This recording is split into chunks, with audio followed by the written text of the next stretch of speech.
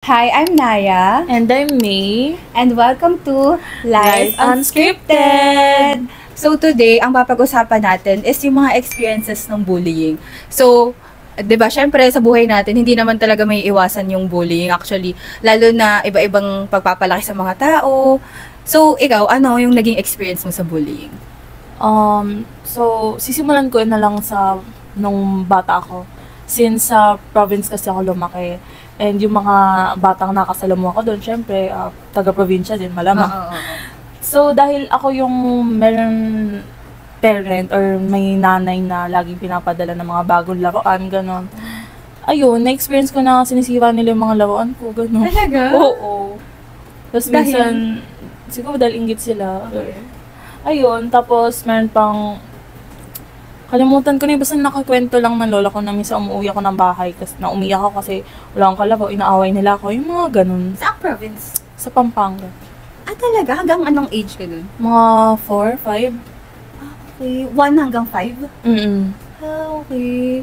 Ako naman, sobrang taka ko talaga sa bullying dati. Like, nung bata ako, LM pa lang. Sa LM siguro namin, sobra talaga akong mabully. Parang, umaabot sa point na may kaklase ako na lalaki. Sinakal niya talaga ako.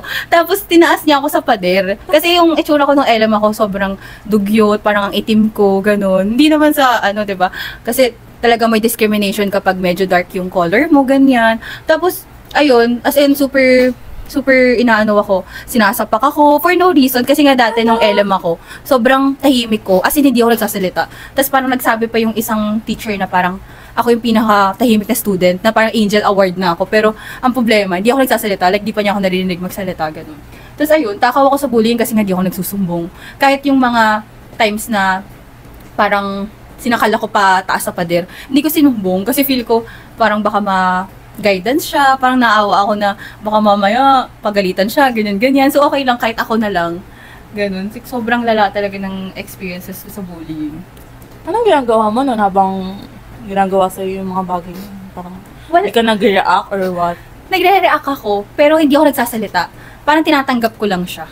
Ganun. Tapos, basta parang, ano ba yun? Parang, binubuli ako ng mga guys, ganyan, kung ano-anong sinasabi sa akin. Pero yun talaga hindi ko malimutan na, hindi ko malimutan na sinakal ako, tapos sinasapak ako. Isipin mo, ang liit ko pa nun. Tapos parang iniiyak ko lang siya. Wala akong sinasabihan. Kahit parents ko, hindi ko sinasabihan. Kasi parang inisip ko baka mag-skandalo sa school, ganyan. Wala kasi, parang ang vibe ko talaga nun, si Mara ako. Parang, okay lang, kahit saktan niyo ako, ganyan. Kasi, intindihin ko na lang kayo, ganyan-ganyan. Ayun. Ay, meron ka pa bang elementary na bullying? Elementary, ang pinaka naaalala ko or pinaka nag-leave ng impact sa akin, siguro yung cyberbullying. Kasi di ba uso dati yung Ask FM? Ah, okay. Ganon. Tapos every time LM na, yun? oo, grade 5, grade 6, ganon. Tapos every time na i-open ko yung like app, ganyan. Ang dami kong hateful na Talaga? comments na parang lumipat na ako ng school, ganyan, blah, blah, blah. Kahit na hindi ko naman sila inaano or ang malala pa dun is hindi mo kilala kung sino kasi 'di ba pwede kang mag-ask doon anonymously, mga ganyan. So ayun, ko na ang pangit mo, blah blah blah, Appearance, ganyan, mga ganon. oo. Tapos nakakainis, yung parang wala na talagang wala nang Oo. sense. Ayun. Grabe. Pero may idea ka kung sino yun? Parang hindi ako sure syempre. Oo. Pero yung classmate siguro nung may crush ko dati ganun. Ganon? Tapos kasi crush niya din ata, tapos nainis siya sa akin kasi papansin ako. Pero hindi ko naman ako pinatulan ng guy. So, walang sense. Pero naapektuhan ka ba? Dahil sa mga words na yun, ganyan. Growing up, na-realize ko na it's not something na dapat ako magpa-apekto kasi pangit din naman siya. Pero nung Joke time lang. na yun, naapektuhan ka? Like, Mm-mm. umiyak ka or something? Hindi naman naiyak na parang na lang, na medyo nababother, ganyan. Okay. Pero, sa akin naman, parang ang take ng parents ko kasi, kaya siguro ako naging, yung parang parang okay lang sa akin kahit binubuli ako, ganyan. Kasi siguro pinalaki ako ng nanay ko, pag magsusumbong ako sa kanya, parang lagi siyang be the bigger person, ganyan. Parang, hayaan mo na, like, wala ka namang, parang, mas maganda kung hindi ka magpapa-apekto, para, hindi ka mahihirapan, ganun. Basta lagi lang siyang, hayaan mo na sila, mas mabibless ka ni Lord, mga ganyan. So, kaya siguro hindi ako nagpapatul talaga. Pero, nalaman ba ng parents mo yung mga bullying, Hindi. Hindi mo din Hindi. sinasabi? Parang kinip ko na siya sa sarili ko. Tsaka, minsan nire-run ko sa mga friends ko. Ganun. Oo. Pero nung around, kunyari, high school ka na, high school, senior high, naka-experience ka pa din ng bully? Oo. Parang same dun sa kwento mo na meron kaming classmate na lalaki. Oo. Tapos minsan kinukuhanan niya ako ng pera, gano'n. Tapos minsan, may one time pa nga na inano niya ako like, assault. Okay. Like, he touched me here. Talaga? Yeah, tapos parang after, ewan ko, parang kasi siyang addict, gano'n. Mm-hmm. Tapos nagalit ako sa kanya talaga. Then, nag-sorry naman siya, pero as time goes by, parang gano'n na rin yung, gano'n na talaga siya, gano'n. Oo, wala nang pag-asa, no? Madami talagang ganyan. Actually, oo nga. Parang kasama din sa bullying yung mga assault, no? Mm-mm. Parang, kasi may mga guys, siguro high school, ganyan, may mga guys na feel nila, kaya ka lang nila, ganun-ganunin. Parang wala talaga sila respeto at all. So, para talaga siyang bullying, eh. Like, parang, ang lakas ng loob nila, ganunin ka, tas alam nilang hindi ka magsusumbong.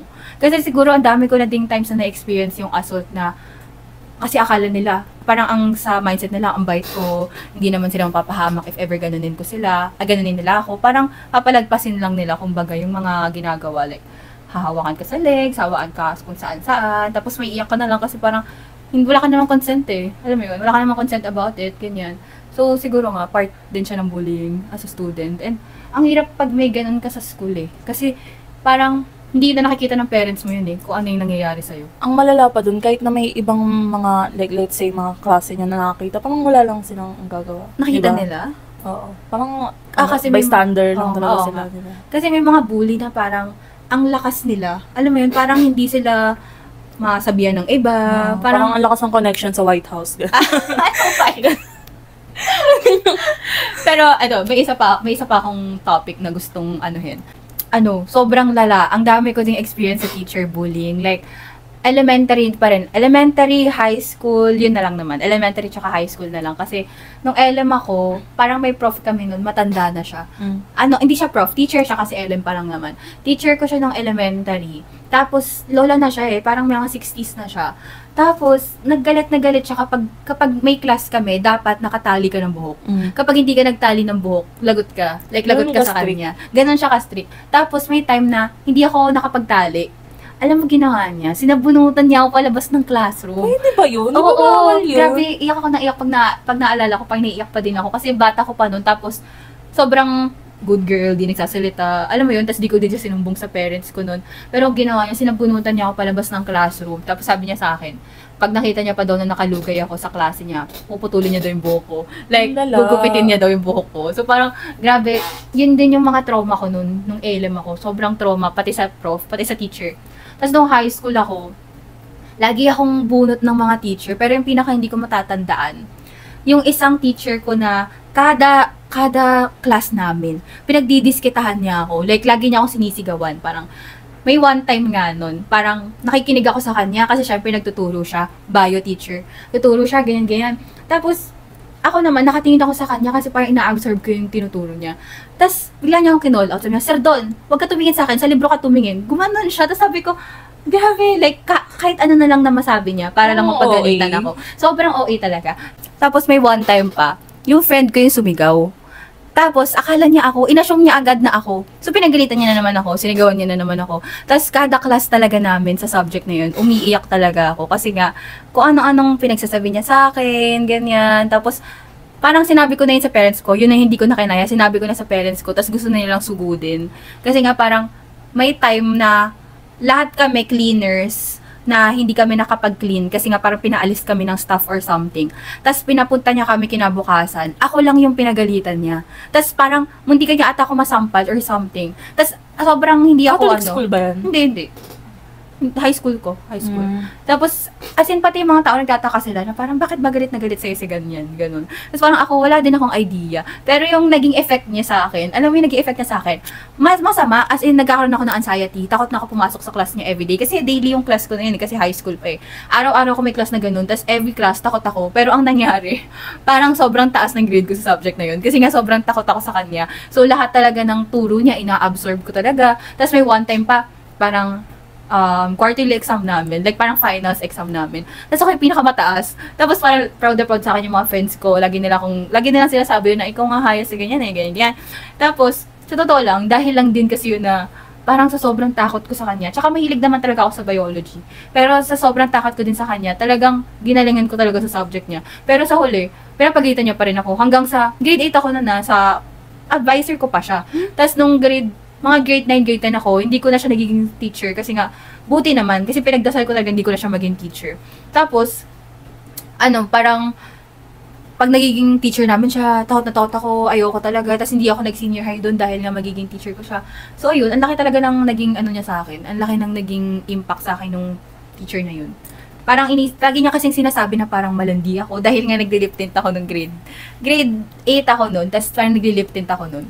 Tapos inassume niya na malandi ako and all. Kaya nga minsan parang gusto ko siyang balikan na parang eto na ako ngayon, maaga ako nag-work, may ganito na akong ipon, ganyan. Kasi parang gusto ko sa kanya na sobrang discriminate mo ako porque nagli-lip tint ako dati na parang wala akong mararating. Tapos eto na ako ngayon, nalilibre ko yung parents ko kung saan-saan ng mga trip sa iba't ibang bansa. Tapos parang discriminate mo ako at age of 21 or 18 pa lang ako, nagagawa ko na yung mga ganun. Parang gusto ko minsan gumawa ng TikTok video about it Like parang story time about, para lang makita niya. Pero ayoko na din kasi baka may gulo pa, mangyaring gulo, ganyan. Siguro, at saka baka sobrang tandaan niya na rin yung... Hindi pa yun matanda. Bata pa din yun eh. Iba yung Iba yun. LM kasi yung isa. Tapos eto, high school to. Pero parang trip nila ako eh. Kasi alam siguro nila na parang mahiyain ako. Pero may isa pa akong teacher naman. Teacher ko siya sa IT. Tapos takot na takot din ako sa kanya. Kasi nga, mahilig kasi ako mag-CR nun eh. Kasi nga, maihiin naman talaga ako. Tapos, lagi din niya akong pinapagalitan. Hanggang sa grade 7, grade 8, lagi niya akong pinapagalitan. Nung grade 9, grade 10, naging magtropa kami. As in, super tropa kami. Na parang, pinapakita ko sa kanya na pawis na yung kilikili ko. Ganyan. Kasi nga, diba, super buskill lang kilikili ko. Tapos, naging advisor ko siya.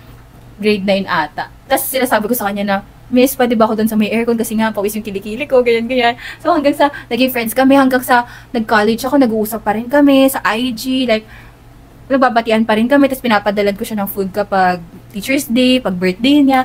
Parang yun yung nakakatuwa na dating terror prof ko, naging best friend ko pa, ganun. So parang masaya din siya, actually. Nakakatuwa din siguro magkaroon ng ganong ka-close na Oo. Na teacher. Na from teacher-student relationship. Oo. Pero at the same time, na-realize ko din kasi na parang baka ako na yung may problema. Kasi parang ang dami na ng teacher na nagagalit sa akin na sobrang lang ako estudyante, hindi ako makulit na estudyante. Parang mabait naman ako na estudyante. Lang talaga, parang takot na takot lang kasi ako lagi. Takot talaga sa teachers. Di ko alam kung bakit. Tapos nakrack ko na yung code nung mga grade 9, grade 10 na ako. Parang sabi ko, kailangan pala confident ka sa mga teacher, kailangan nagre-recite ka palagi.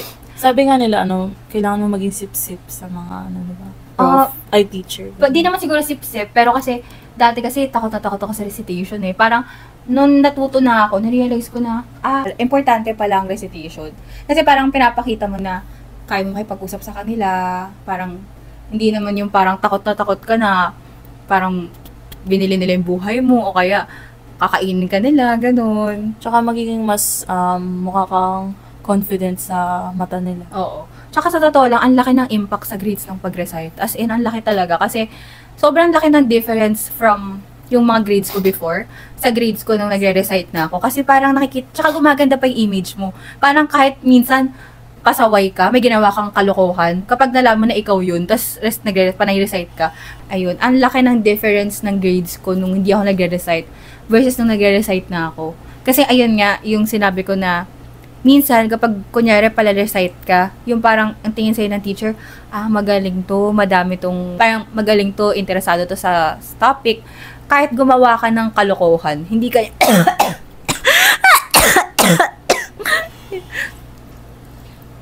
kahit gumawa ka ng kalokohan, hindi ka masyado papagalitan. Minsan nga nakakatakas ka pa sa ganyan eh. Parang nalulusutan pa kasi nga inisip sa'yo maganda image mo, ganyan.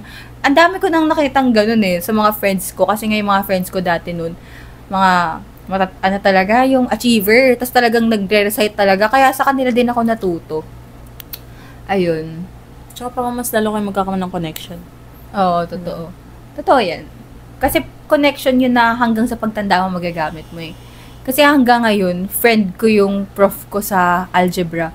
Yan yung binibilan ko ng mga muffin. Siya yung binibilan ko ng mga muffin. So, parang, ngayon, parang pinapost ko palagi yung business niya. So, parang connections kami sa isa't isa. And, ang sarap ng muffin niya. Sobrang sarap. So, parang saya din talaga.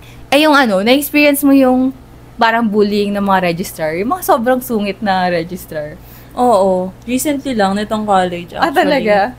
Oo, parang sinasaraduhan na nila ako ng bintana doon. Kasi Talaga? magla-lunch na daw sila. Eh, ako wala lang naman sa akin. Kasi kailangan ko magawa yung agenda ko dito. Tapos, may time pa na nagpapasign. May kailangan kami ipasign. Tapos, ang tagal-tagal. Parang naabutan na namin yung closing ng parang uwian na ng mga doon, worker. Tapos, pa din, hindi pa rin napapasign. Tapos, ako, pabalik-balik lang ako doon. Tapos, nangungulit lang, wala pa po ba? Tapos, nandun lang naman yung papel ko sa gilid. Oo, no? Parang kailangan luhudan pa. Ako, high school ako, grabe, sobrang taray ng tao sa registrar namin. As in, pupunta ka pa lang doon, nakasimangot na siya. Tapos, basta lahat ng sasabihin mo sa kanya, parang sasagutin niya ng pasungit, ganun. Tapos parang to the point na nakakatakot na lang talagang sa kanya, magpunta sa kanya. Tapos, alam mo ba ngayon, inad niya ako sa Facebook. So, parang naisip ko, ba't niya ako inad sa Facebook, ganyan? Parang dati, sinusungit-sungitan mo lang ako na sobrang, alam mo yung, parang sila may-ari ng school kapag nagtataray sila, na di mo na mag-gets, ba't ba sobrang taray? Parang kulang ba yung sweldo niyo? Oo. Tapos sa lahat ng napuntahan kong school, sa Binild lang talaga ako, akala ko dati, lahat ng registrar sa lahat ng school, masungit, tas mataray, tas as in, nakakatakot. Sa Binild lang talaga ako naka-experience na mabait, tapos hindi ka matatakot, hindi ka susungitan. Kasi medyo weak ako sa mga sinusungitan ako. Kasi nga parang, ewan ko, siguro hindi ako sanay sa bahay na sinusungitan, or yung personality ko lang talaga, parang too soft ako, which is di naman din maganda yun. Kaya, parang lagi akong takot, lagi akong prone sa sungit-sungit. Kasi feel ko yung mukha ako, parang, di ko alam kung baby face ba, o mukhang ina-up yung mukha. Kasi parang, kahit ngayon kahit sa mga cashier, kahit sa mga crew, ganyan, parang may mga iba na, pag ako ang pumunta, susungitan ako, pero pag nanay ko, hindi nila masungitan. So, parang, nagkaroon na din ako ng sa sarili ko na, baka masyado akong, good girl vibe. Baka masyado akong, parang mabait yung vibe. Kaya hindi dapat ganun. Yung parang kailangan, medyo ka din na, hindi ako pwedeng ginaganyan. Kaya ngayon, iba na yung aura. Oo, yung ina-aura ko na parang, ate, hindi pwedeng ganun. Parang, may say na din ako. Hindi na ako yung parang, sige, mo na, baka pagod lang. Yung mga waiter, mga cashier, parang lagi ko sinasabi niya, hindi, baka pagod lang kasi buong araw na nagtatrabaho, ganyan. Pero, ngayon, parang, hindi siya dapat, hindi naman reason yun para mag-act sila ng ganun, di ba? Totoo. Kasi parang, kung magiging understanding ka lang talaga, parang, laging understanding maabuso ka talaga, which is, from my experience. Pero, parang too much people pleasing, hindi na rin maganda. Oo, yan din yung isa sa mga natutunan ko sa life ko. Like, pagtungtong ko siguro ng 20 o 21. Pagtungtong ko ng 20 or 21. Doon ko natutunan na parang buong buhay ko na lang people pleaser ako. Parang, this year, tama na sa pagiging people pleaser kasi hindi din naman, nagsasuffer na talaga. Kumbaga, pag kunyari nag-stop ka sa pagiging people pleaser, sabihin sa'yo ng tao, parang nagbago ka na.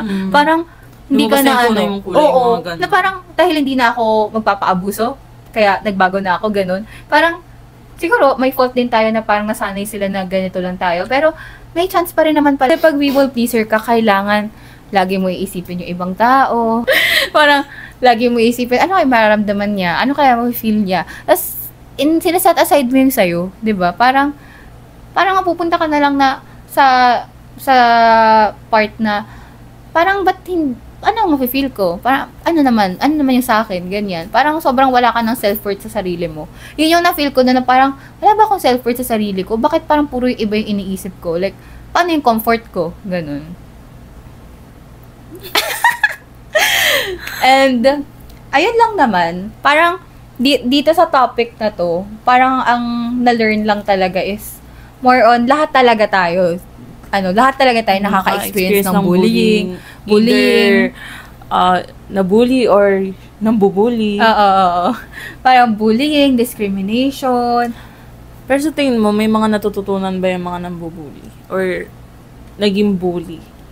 Siguro meron naman. Kasi palaging malawak yung pangunawa ko. Palagi kong iniisip na, siguro yung nambubully sa bahay, may problema sila. Like, siguro parang hindi, basta may problema, baka may parents na aggressive or what. So, parang iniisip na, siguro parang coping mechanism nila. Oo. Parang nilalabas lang nila, ewan ko, parang ganun lagi ko iniisip eh. Parang may something sa likod nun. May root yun, ganun.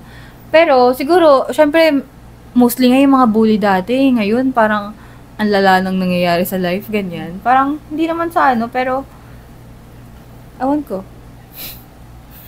Pero, sama Pero, ang matututunan lang talaga natin is, isipin mo kami, 21 na tayo, 21, 22. Pero naalala pa natin lahat ng bullying na nangyari sa atin. Like, naalala ko pa lahat ng nangyaring binully ako, parang yung mga teacher, yung mga registrar, kahit registrar naalala ko pa. So, kailangan talaga natin maging mindful din sa mga sinasabi natin, sa ginagawa natin. Tapos, pag nagkaroon ka ng anak, parang gugustuhin mo din na i-raise mo yung anak mo na puno ng love. Hindi yung magbibigay siya ng trauma sa ibang bata na forever na dadalhin ng bata, di ba? Tama. Sabi na. Sige, yun na lang yan. Na, alam mo yun, parang, isipin mo kasi, isang tao makakaranas ng isang bagay na forever na niya maaalala. Parang, isipin, kada action mo palagi mong iisipin na, ano kaya effect nito dun sa tao? Like, baka mamaya matrauma siya, baka mamaya talagang kimkimin niya, or like, maka-apekto talaga sa kanya for his or her whole life, ganun. So, ayun, dapat palagi tayong mindful, dapat palagi tayong nag-iisip bago gumawa ng kahit ano. Like, think before you click, think before you talk. Siguro isipin na lang nila na kung ayaw nilang mangyari sa kanila, wag nilang gawin sa iba. Totoo. Diba? Totoo. And, ayun lang for our podcast. Sana nakarelate kayo, may natutunan kayo, or may mga naalala kayo na memories, and also sana maulit muli. Hindi, ano bang dulo? Parang thanks for sana mauuli. Sana sinabi mo. Wait, kailangan natin na masasabi sa dulo. Sana ayun. Sana yung mga mariraise natin na future kids as tayo na yung mga future adult is turuan natin yung mga magiging anak natin na huwag magbigay ng trauma or pain sa ibang tao. And yun lang. Thank you for watching. Till the next. Thanks for watching Life Unscripted.